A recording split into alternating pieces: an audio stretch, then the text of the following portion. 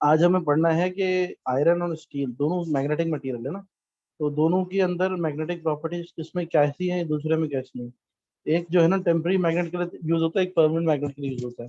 जैसे आयरन है ना, आयरन बहुत इजीली मैग्नेटाइज हो जाता है और इजीली डीमैग्नेटाइज हो जाता है, जबकि स्टील जो है, स्टील बहुत देर से मैग्नेटाइज होता है, लेकिन फिर मैग्नेटिज्म वो स्टोर भी बहुत देर तक रखता है अपने अंदर।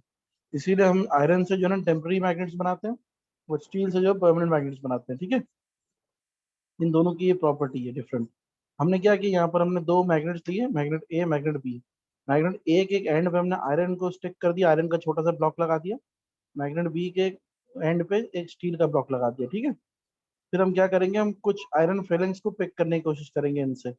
तो होगा क्या, थोड़ा सा मैं बैकग्राउंड दे देता हूँ, फिर हम नीचे पढ़ेंगे। होगा ये कि जैसे ये पूरा मैग्नेट के साथ आगे आयरन है, अब कुछ आयरन फिलिंग्स पड़ी हुई है, तो हमने अट्रैक्ट करने की कोशिश की, तो क्या हुआ कि आयरन खुद मैग्नेट जगह लग के मैग्नेट बन गया। एक नोट कीजिएगा बेटा,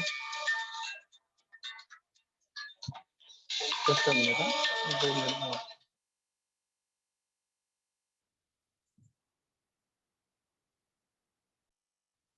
आवाज आ रही है? हेलो? जी सर, आ रही आ रही। Okay okay. चैट पे कौन लिख रहा है? चैट देख नहीं रही, एक मिनट चैट देख रही है। वालेकुम सलाम ऐसे। चलो, हम देख रहे थे आयरन और स्टील की प्रॉपर्टीज। ठीक है, आप लोगों को लेक्चर दिख रहे हैं? लेक्चर वाली स्क्रीन दिख रही है? जी सर। ओके। अब क्या हो रहा है कि हमने आयरन का पीस यहाँ लगाया, स्टील का पीस यहाँ लगाया। ठीक है, अब ये मैग्नेट के साथ आयरन स्टिक हो जाएगा। क्यों? क्योंकि आयरन क्या है, एक मैग्नेटिक मटेरियल, स्टील भी मैग्नेटिक मटेरियल है, वो भी अट्रैक्ट होकर स्टिक हो जाएगा। सही है। अब क्या होगा, जब ये स्टिक हो जाएंगे तो ये खुद भी मैग्नेट बन जाएंगे ना। यानी इसका मतलब क्या हुआ, मैं इस आयरन पीस के आगे कोई और आयरन फिलिंग रखूंगा तो वो भी अट्रैक्ट हो जाएंगे। क्यों? क्योंकि इस परमानेंट मैग्नेट ने, बाहर मैग्नेट ने इसको मैग्नेट बना दिया। जब इसको मैग्नेट बना दिया अपने साथ अट्रैक्ट करके, तो ये फिर दूसरी मैग्नेटिक मटेरियल को अट्रैक्ट करेगा। सही है। अब हम करेंगे क्या, हम इस आयरन फिलिंग अट्रैक्ट करेंगे तो होगा क्या, जब थोड़ी देर बाद ये आयरन फिलिंग इससे अट्रैक्ट हो जाएगी और हम क्या करेंगे, इधर से ये मैग्नेट अलग कर देंगे, सिर्फ हाथ में अपने ये वाला आयरन पीस पकड़ लेंगे, तो फौरन से सारी फीलिंग्स भी गिर जाएंगी। क्यों? क्योंकि आयरन ने जितनी जल्दी मैग्नेटिज्म अपने अंदर स्टोर किया था ना, उतनी जल्दी वो लूज भी कर जाएगा। जैसे ही ऊपर वाला मैग्नेट हटाएंगे ना, आयरन के अंदर भी मैग्नेटिज्म खत्म हो जाएगा। तो इससे जो अटैच हुई हुई वो होंगी ना आयरन फिलिंग, वो भी गिर जाएंगी। लेकिन स्टील में ऐसा नहीं है। स्टील क्योंकि देर से मैग्नेटाइज होता है ना, स्टील जब आप इसके साथ कनेक्ट करेंगे ना, तो स्टील बहुत जल्दी मैग्नेट नहीं बनेगा, थोड़ी देर बाद बनेगा। तो क्या होगा, जब स्टील से आप आयरन फिलिंग्स को अट्रैक्ट करवाएंगे, तो जब आप यहाँ से बाहर मैग्नेट हटा भी देंगे ना, तो ये थोड़ी देर तक आयरन फिलिंग्स इसके साथ चिपकी रहेंगी, थोड़ी देर के बाद गिरेंगी। ठीक है, तो ये बताता है कि आयरन जो है वो इजीली मैग्नेटाइज होता है और इजीली डीमैग्नेटाइज होता है, जबकि स्टील जो है वो बहुत डिफिकल्ट वे में मैग्नेटाइज होता है, नहीं कि टाइम लगता है उसको, टेक्स टाइम, लेकिन वो स्टोर भी करके रखता है मैग्नेटिज्म। ठीक है, ये बात समझ में आती है सबको?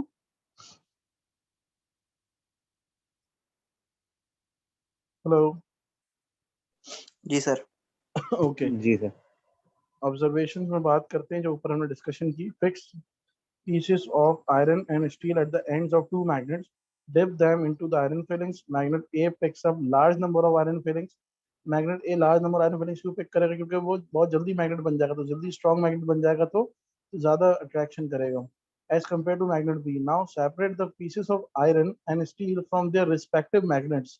ऊपर से मैग्नेट हटा देंगे, so all iron filing will fall down from the piece of iron, यहाँ से गिर जाएंगी, and hardly any iron filing falls from the piece of steel. ठीक है, क्योंकि स्टील देर तक अपने अंदर मैग्नेटिज्म स्टोर करके रखता है। सही है। These observation can be explain in the table below. इस टेबल में हमने इसको समराइज किया है। Magnetic properties of iron and magnetic properties of steel. Iron can be easily magnetize and demagnetize. Easily magnetize भी हो जाएगा आयरन, इजीली डीमैग्नेटाइज भी हो जाएगा। इसी तरह steel is hardly magnetize and can retain magnetism for longer period. सही है। Iron can be magnetize by a weak magnetic field.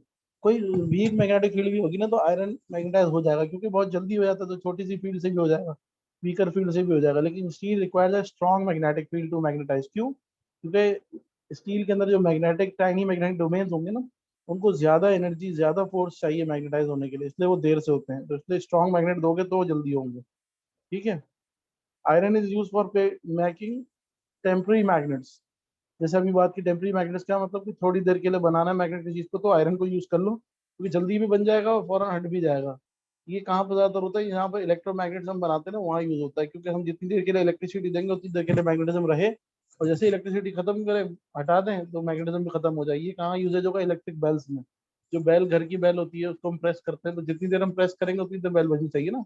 ऐसा नहीं कि हम छोड़ दें बेल और बजती जा रही हो, तो वो तो गलत हो जाएगा ना, बेल खराब हो जाएगी। तो उस जगह पे हम टेम्पररी मैग्नेट आयरन को यूज करते हैं, उधर स्टील यूज नहीं करते।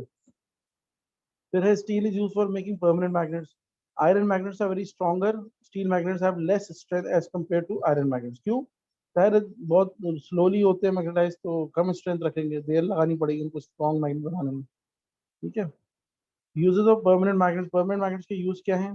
The hard magnetic material such as steel are used in the making of permanent magnet. Permanent magnet बनाने के लिए स्टील यूज होता है, जो हमने ऊपर ही पढ़ा। The permanent magnets are used in making bar magnets, जो एक्सपेरिमेंट्स में यूज करते हैं बार मैग्नेट्स, उसमें यूज होते हैं। In making needles of plotting compasses, compass तो पता होगा आप लोगों को, नॉर्थ ईस्ट ऐसा जो रिप्रेजेंट करता है, छोटे छोटे कंपास हम यूज करते हैं।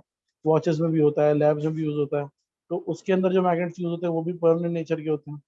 In making magnetic door catchers, door catchers आपने देखा होगा घरों पे आपके होते हैं, दरवाजा बंद करते हैं तो नीचे एक डोर कैचर लगा होता है, उसके सेंटर में एक स्लाइस ऑफ मैग्नेट होता है, सेमी सर्कल टाइप का। Then in devices loud speaker, generators etcetera and motors. हम आगे पढ़ेंगे इन तीनों को, लाउड स्पीकर को, मोटर्स को, जनरेटर्स को, तीनों को पढ़ेंगे। ठीक है। वहां पर ही परमानेंट मैग्नेट यूज होते हैं। Uses of temporary electromagnets, temporary magnets, इसमें क्या होगा भाई, टेम्पररी मैग्नेट्स कैसे होते हैं? The soft magnetic material such as iron are use in the temporary electromagnet. ठीक है। जब हम आयरन को यूज करते हैं तो हम टेम्पररी तौर पे यूज करते हैं, और इलेक्ट्रोमैग्नेट मैंने ऊपर एग्जांपल भी दी थी, इलेक्ट्रोमैग्नेट्स में यूज होता है ना, जैसे बेल है। तो the temporary electromagnets are used in magnetic shields. Magnetic shielding क्या होती है? मैग्नेटिक शील्डिंग ये होती है कि आपको किसी परमानेंट मैग्नेट को या किसी और मैग्नेटिक, कोई और मैग्नेट है जो सेंसिटिव है, उसको बचाना है किसी और मैग्नेटिक फील्ड से, तो आप इसकी सराउंडिंग में जो है ना टेम्पररी मैग्नेट लगा देते हैं एज अ शील्डिंग। जैसे फॉर एग्जांपल आपने देखा होगा लैब्स के अंदर अगर जो मैग्नेटिक कंपासेस होते हैं ना, वो बहुत सेंसिटिव होते हैं, तो उनको खराब ना हो जाए वो किसी एटमॉस्फेरिक मैग्नेटिक फील्ड से, तो उनके साइड्स में जो है वो आप टेम्पररी मैग्नेट्स रख देते हो, जैसे जो आयरन के बने हुए होते हैं। तो वो क्या करते हैं, वो उन्हें प्रोटेक्ट करते हैं और दूसरी फील्ड से लड़ते हैं और अंदर नहीं आने देते फील्ड को। जैसे कि फॉर एग्जांपल शील्डिंग वाला मैं अगर दिखाऊं, यहाँ पर आगे है हमारे पास एक्सपेरिमेंट, ये देखो। जैसे यहाँ सेंटर में हमने जो है हमारा मैग्नेट रखा हुआ है जिसे हमें बचाना है, तो हमने साइड में क्या किया, आयरन मैग्नेट, टेम्पररी इलेक्ट्रोमैग्नेट रख दिया, टेम्पररी मैग्नेट रख दिया आयरन का। ये राउंड रिंग है ना बड़ी वाली, तो जितनी मैग्नेटिक फील्ड आएंगी वो यहीं से अट्रैक्ट और रिपेल होकर चली जाएंगी, अंदर नहीं आएंगी। तो शील्डिंग का काम कर रही है बेसिकली। ठीक है। उसके बाद हम आते हैं, कहते हैं in cranes to lift heavy pieces of iron और स्टील। जो बड़ी बड़ी क्रेन होती है उनके अंदर जो है अट्रैक्शन से हमें पीसेस उठाने पड़ते हैं मेटल के, जो उसके अंदर हम वो यूज करते हैं, आयरन मैग्नेट्स यूज करते हैं। क्यों? ताकि टेम्पररी मैग्नेट्स हो, जैसे ही हम पिक करें पिक हो जाए, जैसे ही हम छोड़ दें गिर जाएं, ये ना हो कि चिपक के रह जाएं। सही है। तीसरा क्या है, electric bell, transformer, magnetic relay and reed switch, इन सब में यूज करते हैं टेम्पररी मैग्नेट। ये चारों चीजें हमें पढ़नी है हमारे कोर्स में आगे नेक्स्ट चैप्टर में। ठीक है। तो डिटेल में पढ़ेंगे उसको। अब आता है use of magnetic material in audio and video tapes. Audio और वीडियो कैसेट्स आती थी पहले, किसी ने देखी है बचपन में, देखी हो शायद, इमेज वगैरह देखी हो, कहीं तस्वीर में देखा हो। यूज तो तुम लोग के सामने शायद नहीं होती होगी, तुम सब के पैदा होने के पहले ही वो शायद खत्म हो चुकी थी, लेकिन हो सकता है पुरानी घर में किसी ने देखी हुई हो। आइडिया है कुछ? ऑडियो वीडियो कैसेट्स देखी है किसी ने, जिसके अंदर से एक वो रील रील कहते हैं जिसको यार, एक बिल्कुल थ्रेड टाइप की स्ट्रिप निकल रही होती है ब्राउन कलर की। आइडिया है? जी सर, देखिए मैंने। और किसने देखी है? नहीं सर, ब्लैक, मैंने नहीं देखी। तुमने नहीं देखी? तुमने सीडी देखी है सिर्फ? नहीं जी। और एसन?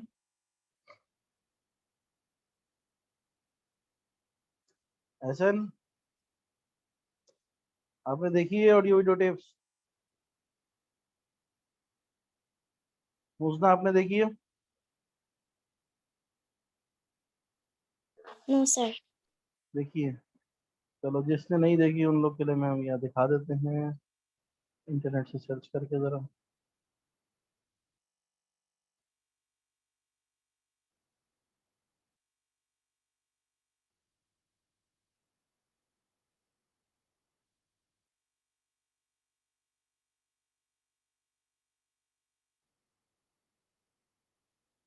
ये देखो, नजर आ रही है? ये कैसेट होती है, ये देख रहे हो ब्लैक कलर की। ये वीडियो कैसेट होती है, ऑडियो कैसेट ये छोटी वाली होती है। इनके अंदर क्या होता है देख रहे हो, ये बीच में एक ब्लैक कलर का एक पूरा कॉइल लगा हुआ है, यहाँ देख रहे हो? इसके अंदर देखो, एक ब्लैक कलर का कॉइल है। इसकी यहाँ से स्ट्रिप आती है यहाँ से, और स्ट्रिप इसके अंदर से जाती है, यहाँ से घूमती है, फिर यहाँ से घूमती है। यानी कि ये स्ट्रिप लूज होती है तो ये स्ट्रिप टाइट होती है। तो ये मैग्नेटिक स्ट्रिप होती है पूरी ना, जैसे ब्राउन और ब्लैकिश ब्राउन कलर की होती है। ठीक है, इसी के ऊपर जो है सारा डेटा स्टोर होता है, फिर प्ले होता है। पहले ये वाली कैसेट आती थी सीडी से पहले, इसमें सारी मूवीज, वीडियो, सॉन्ग्स लोग सब इसी पे सुनते थे। देखो ये खुली भी पड़ी है यहाँ पर, ये पूरी स्ट्रिप खींच के किसी ने बाहर निकाल दी है, देख रहे हो?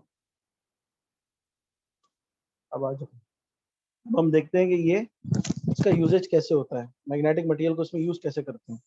तो देखो भाई, यहाँ पर क्या है आपके पास, एक ये सर्किट है, ये देखो ये क्या है, ये स्ट्रिप है।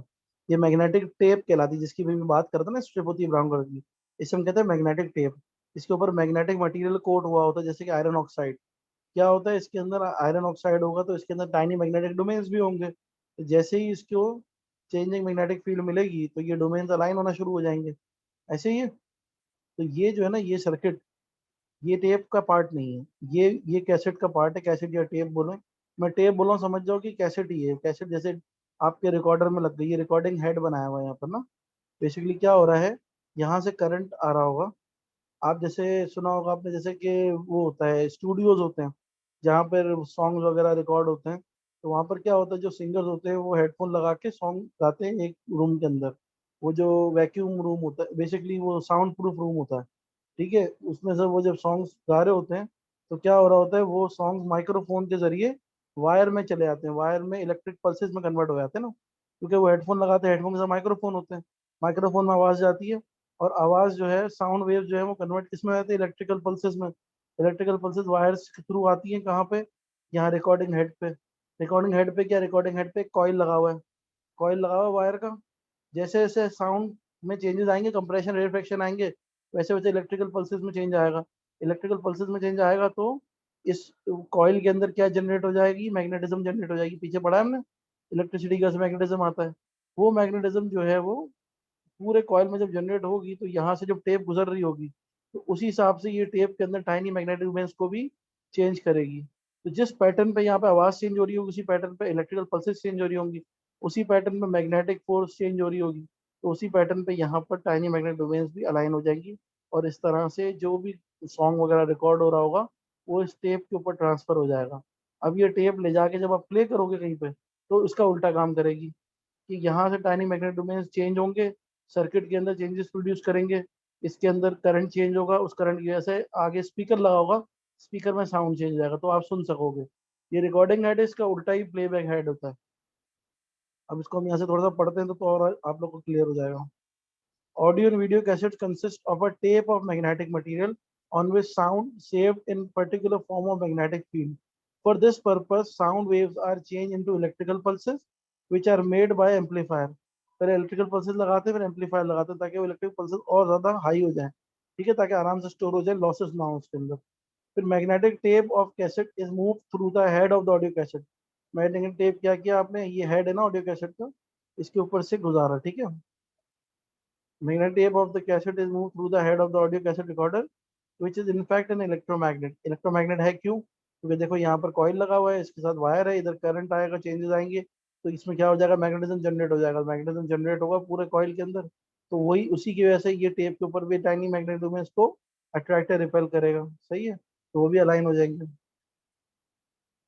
Change of current in the wire wrapped on the electromagnet causes a change in link magnetic field. देखो ये जो वायर है, इसके अंदर करंट चेंज होगा, तो उसकी वजह से ये वाली मैग्नेटिक फील्ड भी चेंज होगी जो स्टेप के ऊपर है, यही हमने पढ़ा है अभी। पर इसमें करंट क्यों चेंज होगा, क्योंकि बाहर से जो साउंड आ रहा है, जो रिकॉर्ड करवा रहा है पर्सन, जो सिंगर है, उसकी साउंड में वेरिएशन आएगा, कभी ऊपर पिच जा रही है, कभी लोअर पिच जा रही है। तो वो वहां पर कन्वर्टर लगाया हुआ हमने, कि जैसे जैसे उसकी साउंड वाइब्रेट करेगी वैसे वैसे इलेक्ट्रिकल पल्सेस चेंज होंगे। तो जिस पैटर्न पे पल्सेस चेंज होंगे, उसी पैटर्न पे यहाँ पे मैग्नेटिज्म चेंज होगा, और मैग्नेटिक डोमेन अलाइन हो जाएंगे। सही है, तो causes a change in the link magnetic field. Link magnetic field का मतलब क्या, कि जो इस कॉइल की मैग्नेटिक फील्ड है वो लिंक करेगी इन टाइनी मैग्नेट डोमेन से, तो लिंक हो जाएंगे आपस में, ठीक है। So thus the magnetic tape is magnetized in a particular form according to the rise or fall of current. यहाँ पे जितनी आवाज ऊपर नीचे होगी वैसे करंट ऊपर नीचे होगा, राइज और फॉल होगा, वैसे मैग्नेटिक फील्ड राइज और फॉल होगी, ठीक है। In this way sound is stored in a specific magnetic pattern in this tape. इसी तरह क्या हो रहा है, साउंड जो है उस मैग्नेटिक टेप पे स्टोर हो जाएगा और इसके अंदर जब इसको वापस लेके जाएंगे तो प्ले हो जाएगा। समझ आया?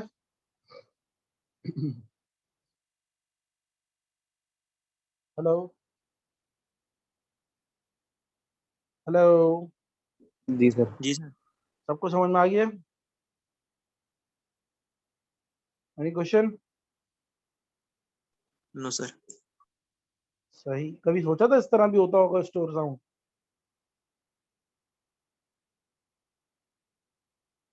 सीडीज के अंदर कैसे स्टोर होता है पता है?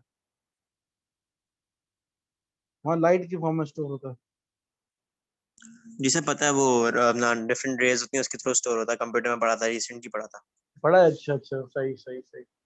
वहाँ पे अलग अलग रेज होती हैं, हर रेज के ऊपर अपनी इंफॉर्मेशन डेटा कैरी कर रही होती है, ठीक है। अब आते हैं मैग्नेटिक फील्ड के बारे में पढ़ने के लिए कि मैग्नेटिक फील्ड कैसी होती है। मैग्नेट्स तो हमने पढ़ लिए। मैग्नेटिक फील्ड जैसे इलेक्ट्रिक फील्ड पढ़ी थी वैसी मैग्नेटिक फील्ड है। The space around a magnet with in which it can exert a force on a magnetic object, ठीक है। एक मैग्नेट है, उसके अराउंड एक पर्टिकुलर रीजन होगा जिसके अंदर किसी भी मैग्नेटिक मटेरियल को वो अट्रैक्ट या रिपेल करेगा या किसी दूसरे मैग्नेट को अट्रैक्ट या रिपेल करेगा, तो वो उसकी क्या हो जाएगी, मैग्नेटिक फील्ड हो जाएगी। जैसे इलेक्ट्रिक फील्ड होती है ऐसी, ठीक है। जैसे यहाँ पर ये मैग्नेट है, इसकी फील्ड है यहाँ से बाहर की तरफ, सामने एक और मैग्नेट ले आए तो दोनों पोल्स आपस में क्या है, नॉर्थ और साउथ है ना। ये गलत है, ये दोनों नॉर्थ और नॉर्थ होने चाहिए, इसको सही करो अपने पास। ये साउथ नहीं होगा, या नॉर्थ होगा। ये साउथ है ना, या नॉर्थ होगा।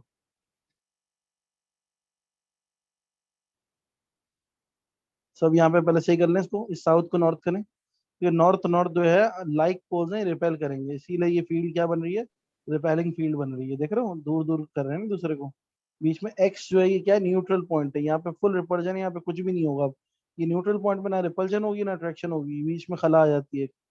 इसी तरह यहाँ पे सेम मैग्नेटिक फील्ड्स हैं, तो नॉर्थ साउथ को अट्रैक्ट करेगी, नॉर्थ से साउथ की तरफ जाएगी फील्ड, तो ये बिल्कुल एक अट्रैक्टिव फील्ड बन जाएगी, प्रॉपर शेप बन जाएगा, जैसे इलेक्ट्रिक में होता था, पॉजिटिव और नेगेटिव अट्रैक्ट करते थे ना।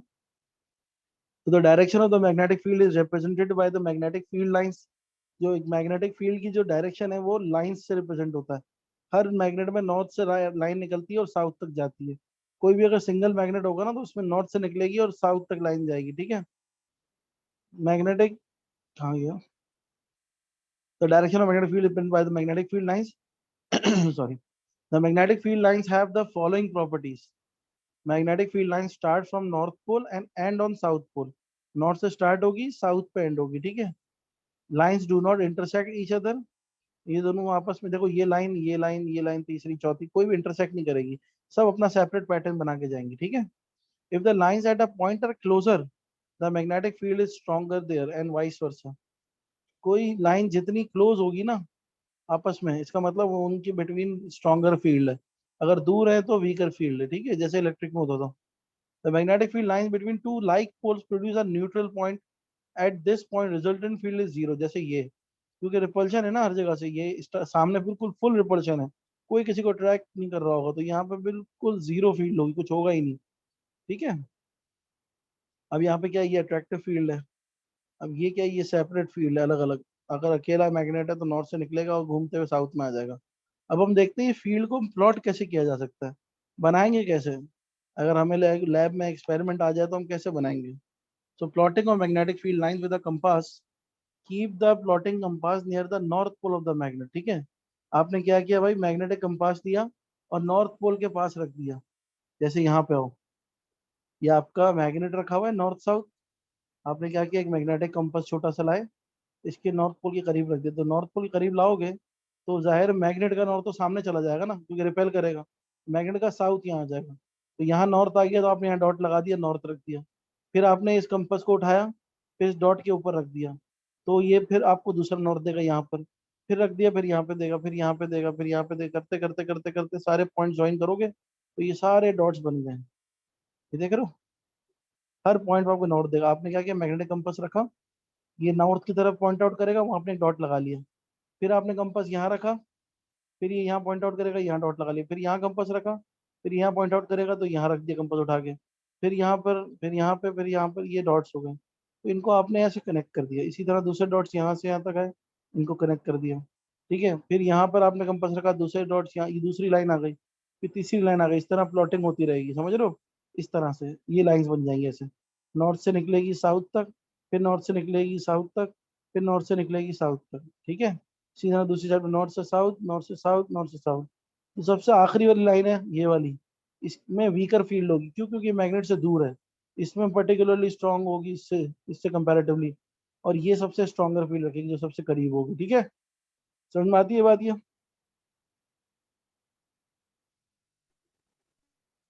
जी सर। चलो आगे चलते हैं, मैग्नेटिक शील्डिंग और स्क्रीनिंग, जो मैं अभी ऊपर बता चुका हूँ। जो मैग्नेटिक शील्डिंग के लिए हम क्या करते हैं, हम जो है सेंटर वाले मैग्नेट को बचाने के लिए साइड में टेम्पररी मैग्नेट लगा देते हैं, ताकि जो भी फील्ड आए वो यहीं से इसी मैग्नेट से अट्रैक्ट और रिपेल होकर गुजर जाए, बीच में ना आए। तो इसको हम कहते हैं मैग्नेटिक शील्डिंग। इसके बारे में हम डिटेल पढ़ भी लेते हैं। Some equipments or instruments need a magnetism-free surrounding for proper operation.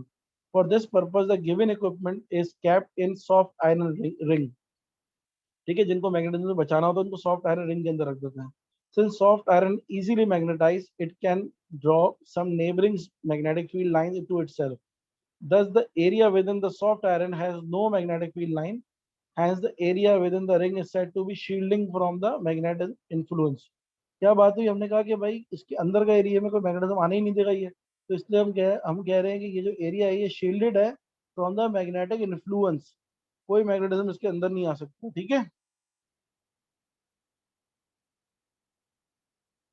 अब हमारा नेक्स्ट टॉपिक है इलेक्ट्रोमैग्नेटिज्म। इलेक्ट्रोमैग्नेटिज्म में हम क्या पढ़ेंगे, हम पढ़ेंगे magnetism generated due to electricity. सही है, इसमें हम सबसे पहले पढ़ते हैं क्या, हम इसमें सबसे पहले पढ़ेंगे magnetic field pattern due to current in a straight wire. एक स्ट्रेट वायर में अगर करंट गुजार रहे हैं तो उसकी वजह से मैग्नेटिक फील्ड कैसी बनेगी, ये हमें प्रिडिक्ट करना हो, उसकी डायरेक्शन वो। तो उसके लिए ये हम रूल पढ़ेंगे। यहाँ पे एक रूल भी आएगा, राइट हैंड ग्रिप रूल, वो बताएगा। पहले हमने क्या पढ़ा था, पहले भी राइट हैंड ग्रिप रूल पढ़ा था, याद है? यहाँ पर सोलिनॉइड में, ये देखें। तो हमने कहा curl of finger is representing the direction of current, so thumb is representing the direction of north pole. ठीक है, ये राइट हैंड ग्रिप रूल है। ये किसके लिए था, ये सोलिनॉइड के अंदर जब करंट गुजरता है उसके लिए था। सोलिनॉइड क्या होता है, कॉइल होता है ना, कोर के ऊपर कॉइल ऑफ वायर होता है। लेकिन अभी क्या, अभी सोलिनॉइड नहीं है, अभी स्ट्रेट वायर है। स्ट्रेट वायर है तो इसमें हम कैसे करेंगे, इसमें भी राइट हैंड ग्रिप रूल लगाएंगे, लेकिन तरीका डिफरेंट है। इसमें हम क्या करेंगे, इसमें हम कहेंगे कि भाई हमारी जो करंट की डायरेक्शन है ना, करंट, वो रिप्रेजेंट होगी किससे, थंब से। राइट हैंड में हमने क्या किया, फॉर एग्जाम्पल ये देखो, ये जो स्ट्रेट स्टिक दिख रही ना आपको, ये क्या है, ये स्ट्रेट वायर है। इस स्ट्रेट वायर में से करंट गुजार रहे हैं हम। ठीक है, तो इस स्ट्रेट वायर को फॉर एग्जांपल आप अपना पेन समझ लो, हाथ में पेन लो, पेन को हाथ में पकड़ो और ऐसे पकड़ो कि थंब की डायरेक्शन में पेन जा रहा हो ऊपर। ठीक है, जैसे ये स्ट्रेट वायर जा रहा है, थंब के साथ पैरेलल कर दो इसको। चलो थोड़ा सा मैं तुम लोग को ना डेमोन्स्ट्रेट भी करके दिखा देता हूँ, कैमरा ओपन करके।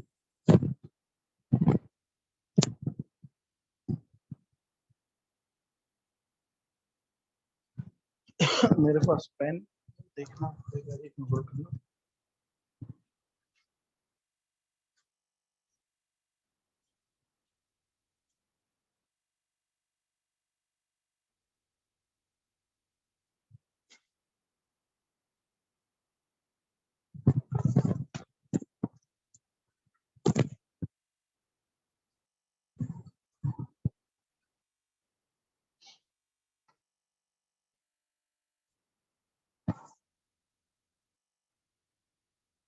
ये देखो, ये पेंसिल है मेरे पास।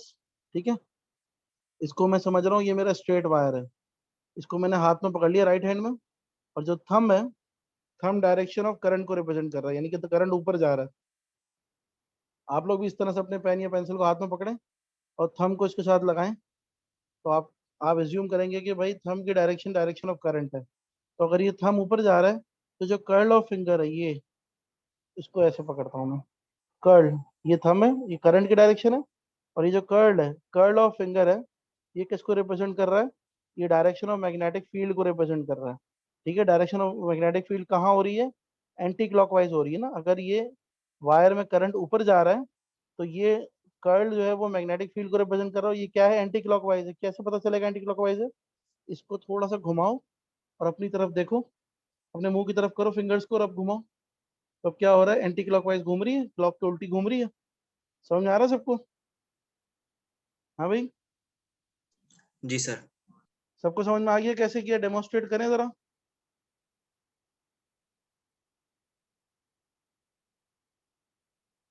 सब करके देखें अपने हाथ से। सर एक दो वापस बता दें। अच्छा ये देखो, ये है स्ट्रेट वायर। इस स्ट्रेट वायर में करंट जा रहा है ऊपर की तरफ। तो जिस जगह पे जा रहा है मैं राइट हैंड में पकड़ूंगा, क्योंकि राइट हैंड ग्रिप रूल है ना। राइट हैंड में मैंने अपना स्ट्रेट वायर पकड़ा और थंब की डायरेक्शन को डायरेक्शन ऑफ करंट से मिला दिया, क्योंकि मुझे कहा जा रहा है करंट ऊपर है। मैं एज्यूम करो करंट इज गोइंग अपवर्ड। अगर करंट डाउनवर्ड होगा तो ऐसे हो जाएगा, करंट अपवर्ड है तो थंब ऐसे हो गया। ठीक है, तो ऐसे करंट हो गया तो कर्ल ऑफ फिंगर जो है ना, ये मैग्नेटिक फील्ड को रिप्रेजेंट कर रहे हैं। तो कर्ल ऑफ फिंगर क्या बता रहा है? कि इस डायरेक्शन में मैग्नेटिक फील्ड है। ये डायरेक्शन क्या है? ये एंटी क्लॉकवाइज है। कैसे पता चला? इसको थोड़ा सा घुमाओ, यूं करो और अपनी तरफ मुंह करो। अब देखो फिंगर्स कहाँ जा रही है? क्लॉक की उल्टी जा रही है, तो एंटी क्लॉकवाइज हो गई। करके देखो, हाथ में करके देखोगे तो पता चलेगा। समझ में आ रहा है सबको? जी सर समझ आ गया। आपको ऐसे समझ में आ गया? ऐसे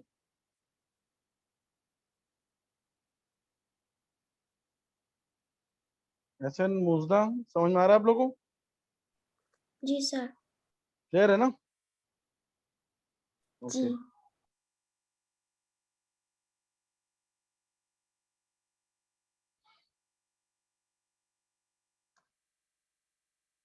ये देखो राइट हैंड ग्रिप रूल कहता है direction of magnetic field around the current carrying wire is determined by the right hand grip rule. Grip the wire with the right hand side that the thumb points out in the direction of the current and the curl of the finger in the direction of magnetic field. ठीक है, यही हमने पढ़ा है अभी। अच्छा, यहाँ तीन फैक्टर्स हैं, इसको समझना बहुत जरूरी है। Factors on which magnetic field depends. Magnetic field किन तीन फैक्टर्स पे डिपेंड करती है?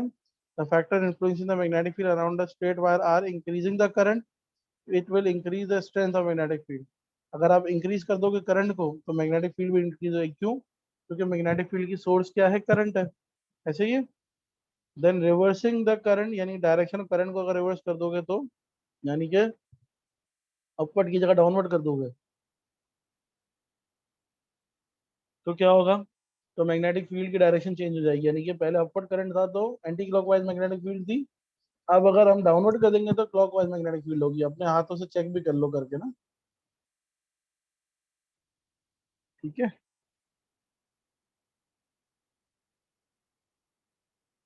थर्ड क्या है? Increasing the distance from the wire decreases the strength of magnetic field. That's why concentric circles are closer near the wire and wider away the wire. क्या कह रहे हैं? कि देखो जितना दूर जा रहे हो आप, ठीक है, देखो ये वायर है, वायर के शुरू में जो सर्कल है वो छोटे हैं। छोटे हैं इसका मतलब करीब हैं, उनमें अट्रैक्शन ज्यादा है क्योंकि स्ट्रॉन्गर फील्ड है। फिर बड़े सर्कल होते जा रहे हैं, ये भी मैग्नेटिक फील्ड ही है ना, और बड़े होते जा रहे हैं। तो ये दूर होते जा रहे हैं, दूर होते जा रहे हैं, और उनमें गैप बढ़ता जा रहा है। क्यों? क्योंकि फील्ड यहाँ पर वीक होती जा रही है। जितना ज्यादा गैप होगा, हमने यही पढ़ा है ना, उतनी वीकर फील्ड होगी। सही है।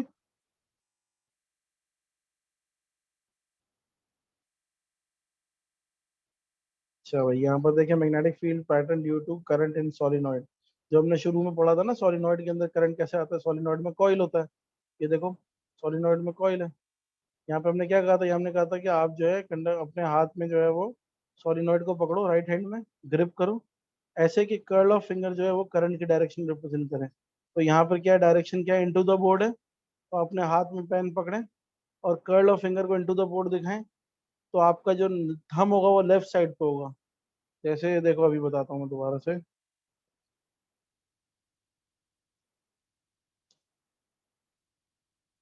अभी हम सोलिनॉइड की बात कर रहे हैं, अभी हमने करंट स्ट्रेट वायर की बात नहीं कर रहे। ये आपका क्या है? सोलिनॉइड है। सोलिनॉइड क्या है? इसके ऊपर आपने वायर वाउंड किया हुआ है। तो सोलिनॉइड में आपको पता है करंट की डायरेक्शन होता है, आपने जो है इनटू द बोर्ड रखी। अभी यहाँ पे एज्यूम कर रहे हैं, आउट ऑफ द बोर्ड भी आ सकती है। अभी हम एक डायरेक्शन ले रहे हैं कि इनटू द बोर्ड, अगर कर्ल ऑफ फिंगर क्या है वो इनटू द बोर्ड दिखा रहे हैं ना। कर्ल ऑफ फिंगर क्या है, इनटू द बोर्ड। ठीक है, करंट की डायरेक्शन कर्ल ऑफ फिंगर से दिखाते हैं सॉलिनॉइड में। स्ट्रेट वायर में किससे दिखाते हैं, थंब से दिखाते हैं। सॉलिनॉइड में किससे दिखाते हैं, कर्ल ऑफ फिंगर से दिखाते हैं करंट की direction. Into the board current है, थंब कहाँ है, लेफ्ट साइड पे है, तो लेफ्ट पे नॉर्थ पोल बन जाएगा। ठीक है, ये शुरू में पढ़ा था हमने सबसे शुरू में। कर्ल ऑफ फिंगर सॉलिनॉइड में करंट को रिप्रेजेंट करते हैं और थंब जो है नॉर्थ पोल को रिप्रेजेंट करता है। तो यहाँ पर भी क्या है, लेफ्ट पे नॉर्थ है, राइट पे साउथ है। ठीक है,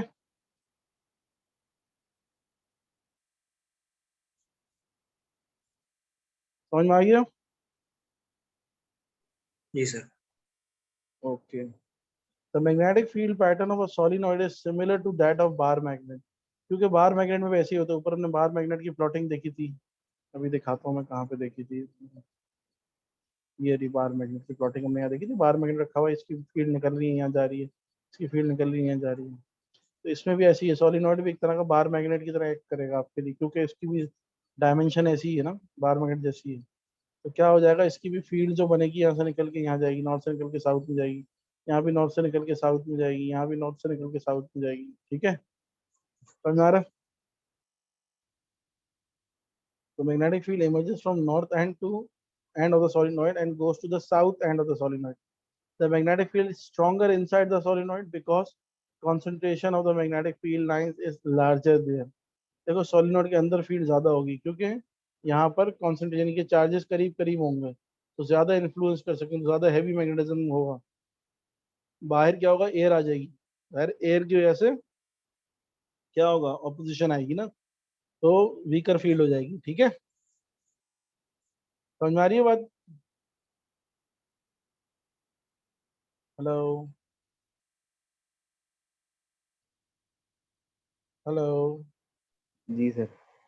ओके, अब बात आती है स्ट्रेंथ ऑफ मैग्नेटिक फील्ड कैसे बढ़ा सकते हैं, ज्यादा स्ट्रॉन्गर मैग्नेट कैसे बना सकते हैं। हम इलेक्ट्रोमैग्नेट बना रहे हैं ना अभी, तो इलेक्ट्रोमैग्नेट क्या है, करंट दो मैग्नेट बन जाए, करंट दो के मैग्नेट बन जाएगा।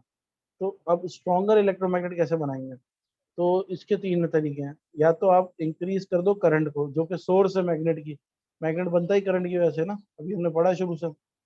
तो अगर आप करंट की वैल्यू बढ़ा दोगे, नहीं 10 एम्पेयर की जगह 20 एम्पेयर, 20 की जगह 30 एम्पेयर कर दोगे, तो क्या होगा, मैग्नेटिज्म भी स्ट्रॉन्गर हो जाएगा।